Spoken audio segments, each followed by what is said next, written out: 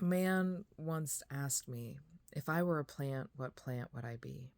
And I wanted to answer, but loud inside me, I heard myself screaming with passion, devotion.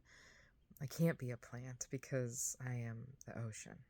But instead of my truth, I thought I'd propose lavender, angel oak, chamomile, I suppose.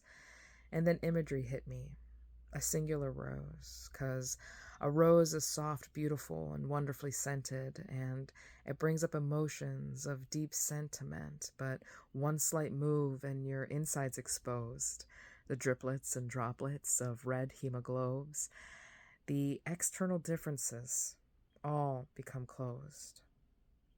But still my inside screamed, I am the ocean.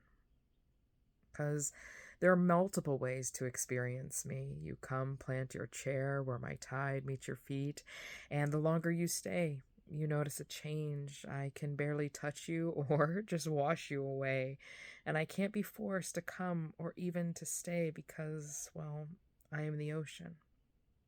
And I've witnessed my life in seasons, rotations. Some live at the beach and some only vacation. And for others, well, I am just not for their taste, and yet still I am the ocean. But back to my story, to the man who I told, hey, I'm still here with you, but my tide is now low.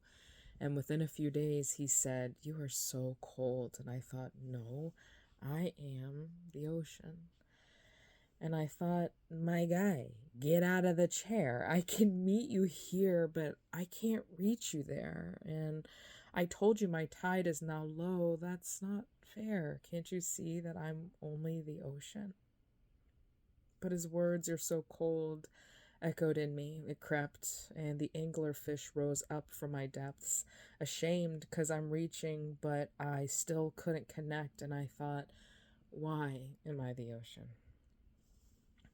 And at night, the moon rose while my tide was still low, and I heard her call out, this is not how it goes. That man is a gardener. He yet does not know the warmth and the depth of the ocean. See, a gardener works hard every day to care for his plants in a consistent way, and growth can be seen a mile away, but you're not a plant, you're the ocean. And the ocean requires someone who will move, who watches the sky and the stars and the moon, who loves you at low tide and high tide at noon, someone who just loves the ocean. And not just that love, the moon said that day. You don't need someone who just splashes and plays. They need to dive in an intentional way, or they'll blame you when they drown in your ocean. So wait for your surfer in marine biology, someone with passion for your vast ecology. You are deep, infinite, and oh, no apology for the life you hold deep in your ocean. Then I thank the moon, so way above me, so wise with eyes that can easily see that we are all perfect, just as who we be, whether plant, fire, wind, ocean, human, or tree.